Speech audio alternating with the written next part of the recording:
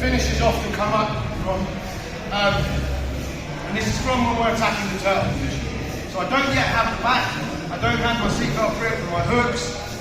We might have ended up here because I was in the process of passing the guard and he's turtled to avoid giving me the points, or maybe he's intending to grab me, roll it and replace guard.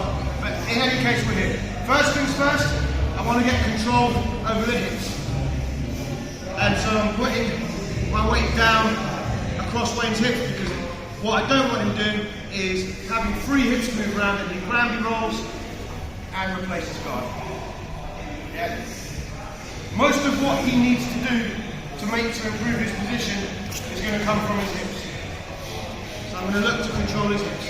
Here. So I'm just heavy leaning across the belt line here, and this should stop him from being able to. Now, I'm going to reach under his arm and the underhook, grab the lapel here. So Wayne sits up, grabbing this far side of the lapel. And all I want to do with it is turn it outwards and follow it. I'm turning it outwards to create a stronger grip hold for my next hand. Also, this gives me a bit of a degree of control on Wayne, because he now can't roll into me this way. He can't. I've got this control now. Be careful not to feed your arm too far through, because if he gets over the top of the elbow, it's the rolling. Quite shallow here. Other hand. Now, going to reach through under Wayne's neck, under Wayne's neck, and take the collar on the far side. See where I've opened it up into making it into a nice hand hold. Keep my weight pressing into him. I can release this hand now and just start. It's called a clock choke, because my legs are going to walk around like the hands of a clock. As we do. Choke tightens.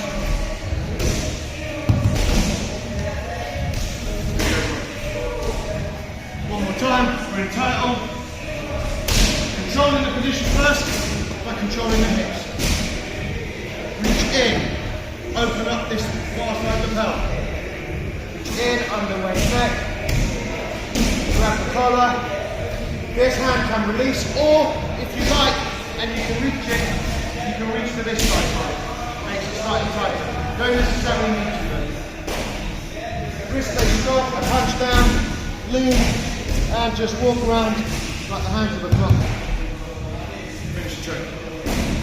Is that cool? You gonna go? Alright, 1, 2, 3. Okay, so that's the clock choke on the turtle. One thing you'll notice on the clock choke is that a prerequisite of the clock choke, where you can sit up, the prerequisite of the clock choke is that I have to get my choking hand in quite deep. It doesn't need to be all the way around, it needs to be deep enough that I'm actually touching the side of the neck. If I'm any lower, it doesn't really work.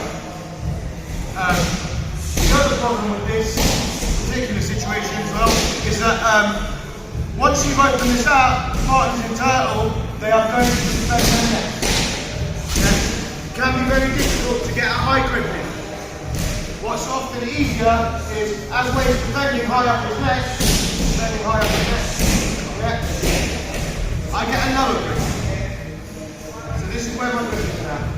Quite low and loose. Doesn't even feel really like a threat to Wayne's neck.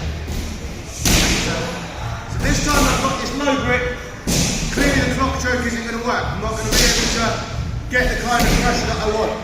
So again, holding the hip, stand up, back leg, all the way around, sit, grab the arm. Easy. I just open this up, take a loose grip here. I still want to be somewhere near the neck, but it's not, I don't want to be getting in my way.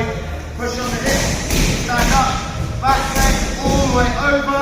The only thing to remember, as I fall back, I have to catch this arm.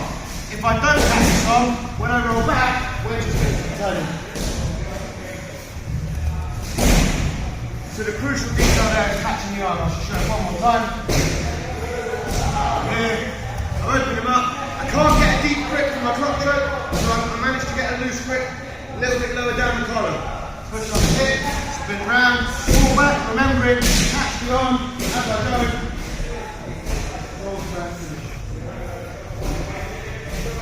Right, let's give it a go. Ready? 1, 2, 3.